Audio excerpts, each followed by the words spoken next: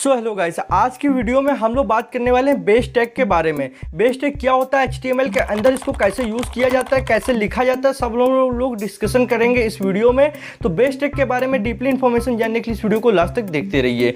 तो चलिए अपनी वीडियो को स्टार्ट करते हैं। हेलो गाइस, हम लोग आ चुके हैं अपनी मोबाइल स्क्रीन पे। चलिए मैं आपको बताता हूँ आज का जो हम लोग का मेन टैग है बेस टैग। इसके विषय में थोड़ी आपको पहले मैं जानकारी दे देता हूँ, फिर इसका मैं आपको प्रैक्टिकल करके समझा दूंगा, जिससे आपको पूरी तरीके से समझ में आ जाने वाला है। दोस्तों ये टैग बहुत ही सरल है, बस इसमें थोड़ा सा लॉजिक लगता है जो आपको समझना पड़ेगा। इसका मेनली काम तो वैसे आपको लिंक का URL सेट कराना होता है कि मान लीजिए आपका URL काफ़ी बड़ा है तो ये आपके URL को थोड़ा सा छोटा कर देगा और बस आप थोड़े से ही URL में किसी भी चीज़ की लिंक दे सकते हो, चाहे आपकी कोई इमेज हो या फिर कोई आपकी वीडियो हो। ठीक है, तो अभी आपको कुछ नहीं समझ में आया होगा, मैं जानता हूँ। अब यहाँ पे आपको समझ में आ जाएगा, इसकी भी मैं गारंटी लेता हूँ। तो समझिए बेस टैग जो चीज़ होती है, इसके अंदर भी दो एट्रीब्यूट यूज़ होते हैं, जैसे कि एंकर टैग में होते थे। एक href जिसको कहते हैं हाइपर रेफरेंस। तो दोस्तों यहाँ पे ध्यान दीजिए, एक href होता है और एक आपका टारगेट एट्रीब्यूट होता है, सेम टू सेम जैसा कि आपका एंकर टैग में होता था। तो यहाँ पे यही दो एट्रीब्यूट यूज़ होंगे, बस इसका काम थोड़ा सा अलग है। ये थोड़ी हम लोग की हेल्प करता है URL को सेट करने में। तो चलिए जान लेते हैं इसको कैसे सेट किया जाता है। मान लीजिए अभी तक आपने जो भी टैग्स यूज़ किए थे, अभी तक मैंने जितने भी टैग्स का ट्यूटोरियल आपको इस वीडियो में दिया है, तो वो सारे यहाँ पे बॉडी टैग के अंदर लिखे जाते थे और बॉडी टैग के अंदर इसका यूज़ किया जाता था। पर ये जो आज हम लोग बात करने वाले हैं, ये बेस टैग दोस्तों, ये थोड़ा अलग है। इसका हम लोग बॉडी टैग के अंदर यूज़ ना करके हम लोग यहाँ पे हेड टैग के अंदर यूज़ करेंगे। तो चलिए जान लेते हैं हेड टैग में किस तरीके इसका यूज़ किया जाने वाला है। दोस्तों पहले एक एग्जांपल लेते हैं हम आपको उसको समझाने के लिए। हम लोग जैसे कि अभी पहले आपको वीडियो में सिखा चुके हैं कि इमेज कैसे लगाते हैं, तो आपने अगर वो वीडियो नहीं देखी है तो आप शायद इस चीज़ को नहीं समझ पाओगे। इमेज लगाने वाली वीडियो अगर आपने नहीं देखी तो डिस्क्रिप्शन में लिंक मिल जाएगी, आप उसको देख लीजिए। पहले हम लोग एक इमेज का यूज़ करके आपको एक एग्जाम्पल दिखाते हैं।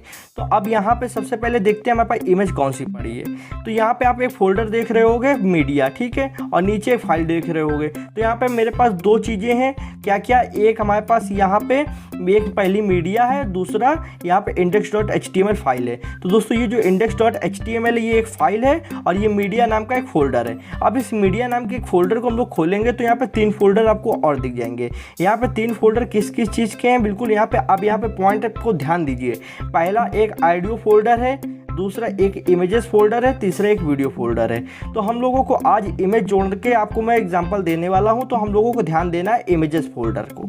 अब यहाँ पे मैं आपसे एक क्वेश्चन पूछूं कि इमेजेस फोल्डर किस फोल्डर के अंदर है, तो आप कहोगे भाई यार मीडिया फोल्डर के अंदर इमेजेस फोल्डर है, ठीक है। और इमेजेस फोल्डर के अंदर क्या चीज़ है, इमेजेस फोल्डर के अंदर हमारे पास 2 फोटो पड़ी हुई हैं।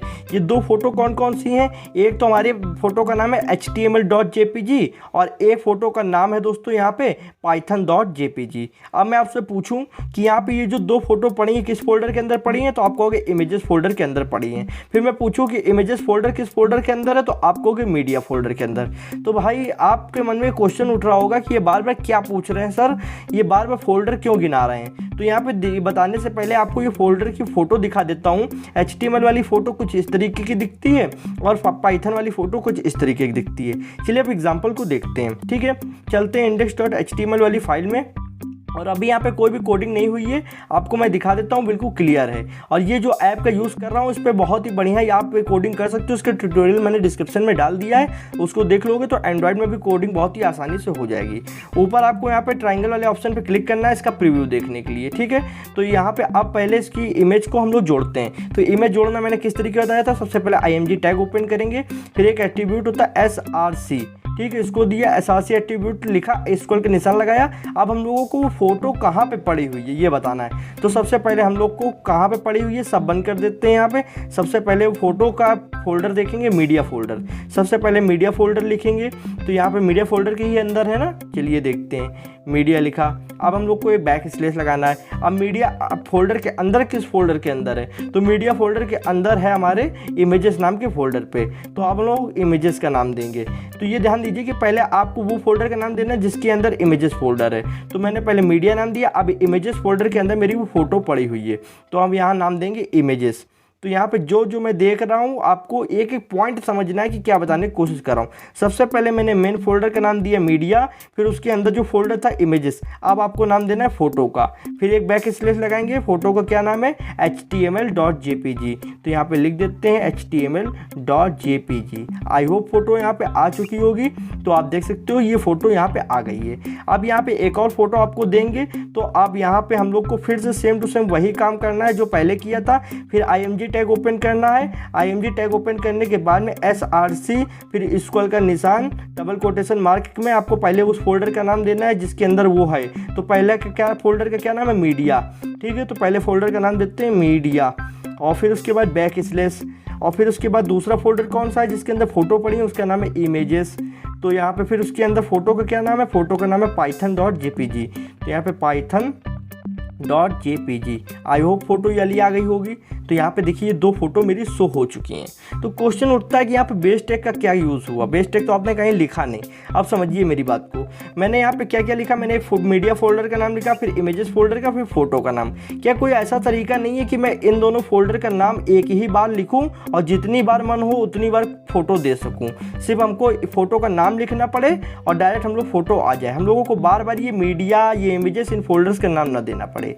तो समझिए मेरी बात को। सबसे पहले इन सब चीज़ों को मैं यहाँ से हटाता हूँ पूरी तरीके से और इसको क्लियर करता हूँ। अब यहाँ पे बेस टैग का आपको यूज़ करके दिखाता हूँ। बेस टैग का यूज़ ही इसलिए है कि जितना आप ये मीडिया फोल्डर इमेजेस फोल्डर लिख रहे हो ये सब ना लिखना पड़े, बहुत ही आसानी से काम हो जाए। तो हेड टैग के अंदर हम लोग यहाँ पे यूज़ करेंगे base tag BASE base tag, और उसके बाद में href यहाँ पे जो हाइपर रेफरेंस होता है एट्रीब्यूट जो कि एंकर टैग में यूज़ होता है वो। अब यहाँ पे हम लोगों को क्या नाम देना है, हम लोग को नाम देना है इस फोल्डर का जिसके अंदर यहाँ पे इमेजेस वाला फोल्डर है। तो इमेजेस वाला फोल्डर किसके अंदर है, मीडिया फोल्डर के अंदर। तो सबसे पहले हम लोग को नाम देना है मीडिया फोल्डर। तो चलिए दे लेते हैं यहाँ पे मीडिया, ओके लिख दिया मीडिया। अब हम लोग को दूसरा फोल्डर का क्या नाम है इमेजेस, तो यहाँ पे लिख देते इमेजेस, ओके। तो यहाँ पे सबसे पहले मीडिया फोल्डर का नाम दे दिया, फिर इमेजेस का नाम दे दिया। अब यहाँ पे बैक स्लैश लगा देते हैं, और बैक स्लैश लगाने के बाद में अब हम लोगों को क्या करना है, अब बॉडी पे आना। अब हम कोई भी इमेज जोड़ेंगे तो हम लोगों को बार बार ये मीडिया फोल्डर ये इमेजेस फोल्डर का नाम नहीं लिखना पड़ेगा। बार बार हमको ये नहीं बताना पड़ेगा कि ये मीडिया फोल्डर है, इसके अंदर इमेजेस फोल्डर है, और इमेजेस फोल्डर के अंदर ये हमारी फ़ोटो दोनों पड़ी हुई हैं। अब ये हम लोग बताएंगे नहीं, डायरेक्ट सिर्फ फ़ोटो का नाम लिखना है और वो फ़ोटो शो हो जाएंगी। तो चलिए देख लेते हैं। यहाँ पे इमेज यहाँ पे टैग ओपन करेंगे, img टैग src मतलब सोर्स दिया। अब सोर्स में देखना दोस्तों, पिछली बार हम लोग ने क्या किया था, पिछली बार हम लोग ने किया था सबसे पहले मीडिया फोल्डर का नाम दिया था, फिर यहाँ पे इमेजेस फोल्डर का नाम दिया था, फिर फोटो का नाम दिया था। पर इस बार हम लोग क्या करेंगे, ओनली ऑन सिर्फ इन फोटोज़ का नाम देंगे और फोटो हमारी शो हो जाएंगी। फोल्डर का नाम देने की ज़रूरत नहीं पड़ेगी। तो फोल्डर का नाम देने की ज़रूरत क्यों नहीं पड़ेगी, क्योंकि ऑलरेडी हम लोग ने बेस टैग से बता दिया है कि फोल्डर ये हैं। तो बेस टैग को मालूम है तो फोल्डर के नाम पहले ही यहाँ पे इसको पता है। तो चलिए फोटो का नाम मेरा क्या है, फोटो का नाम है html.jpg। तो हम लोगों को सिर्फ इतना ही लिखना है .jpg, ओके इतना लिखा, और यहाँ पे इसको शो कराते हैं। तो ये देखिए डायरेक्ट हमारी फ़ोटो शो हो गई है। तो इससे ये फ़ायदा होता है कि अब मैं जितनी बार भी चाहूँ उतनी बार फ़ोटोज़ को ऐड कर सकता हूँ, और यहाँ पे बार बार मेरे को ये फोल्डर्स के नाम नहीं लिखने पड़ेंगे। ये मेहनत आपकी बच जाएगी। एक और फोटो दे के देख लेते हैं। तो img टैग यूज़ किया, img टैग यूज़ करने के बाद में इसको का निशान लगाया। अब मेरी फ़ोटो का नाम था python.jpg। तो बार बार फ़ोटो का हम लोगों को नाम देने की कोई ज़रूरत ही नहीं है अगर हम लोग पहले ही इसका यूज़ कर लेते हैं। तो यहाँ पे आप भी एक बार बेस टैग का यूज़ कर लीजिए तो बार बार कोई भी प्रॉब्लम नहीं होने वाली है। तो यहाँ पे पाइथन डॉट लगा देते हैं, इस वजह से नहीं है python.jpg। तो एक सेकेंड, python.jpg, ओके इसको पहले सही करते हैं। और यहाँ पे आपको बस ध्यान देना है कि जो आप इमेज का सोर्स दे रहे हो ये आपकी यही फ़ोटो का सही बिल्कुल नाम हो, ठीक है। तो अगर आप नाम में थोड़ा सा भी कन्फ्यूजन कर दोगे तो सिस्टम को लगता है कि ये चीज़ सही नहीं है। तो यहाँ पे python.jpg,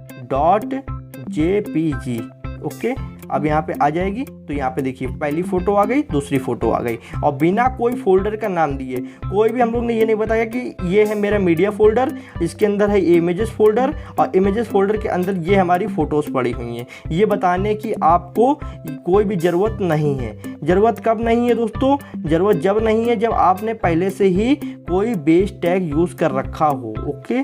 तो आप समझ गए होंगे। आई होप आपको इस ट्यूटोरियल में बहुत ज़्यादा मज़ा आया होगा। रिवाइंड करा दूं कि अगर आपने बेस टैग पहले से यूज़ कर रखा है और बेस टैग में बताया कि मीडिया टैग और इमेजेस मीडिया फोल्डर और इमेजेस फोल्डर के अंदर फोटोज़ हैं, तो आपको यहाँ पे भी शो करने की ज़रूरत नहीं है, डायरेक्ट नाम दे दो इमेज का, काम हो जाएगा। तो दोस्तों आपको ये चीज़ समझ में आई है कि नहीं, कमेंट सेक्शन में बताइए। वीडियो को लाइक करके आप मेरा भी मोटिवेशन दोस्तों बढ़ाइए। आप लोगों के लिए इतनी गर्मी में बैठ के हम लोग मेहनत से अच्छी वीडियोस बनाते हैं और बढ़िया हिंदी में ट्यूटोरियल आपको पूरी तरीके से समझाने की कोशिश करते हैं कि एक एक चीज़ आपको अच्छे से समझ में आ जाए। तो आप लोग भी ये होता है कि लाइक कर देते हो तो हमारा भी मोटिवेशन बढ़ जाता है। चैनल को सब्सक्राइब करके बेल आइकन को प्रेस तब कर लीजिए जब आपको कोडिंग सीखनी हो, प्रोग्रामिंग सीखनी हो और कुछ बनाना हो प्रोग्रामिंग से। तो दोस्तों आज की वीडियो में बस इतना ही था। Thanks for watching friend. जय हिंद, जय भारत।